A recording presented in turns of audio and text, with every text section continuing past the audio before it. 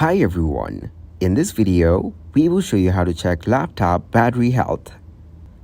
First of all, click on your laptop's battery icon from the bottom right corner. Then, from its menu, click on your battery percentage. It will take you to your battery settings and you can see the battery usage from here.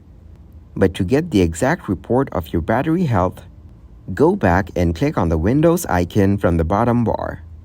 Search here for command prompt. After that, paste the simple command in here. Once you paste the command, click Enter. Then your battery life report is saved to file path C. So, get into your computer and open up the C drive.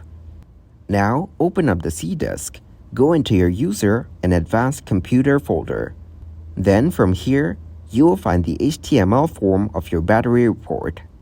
Simply click to open up the file and you can see your battery report here.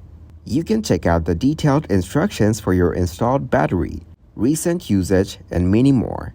Thanks for watching, like the video, and subscribe to the channel for more content like this.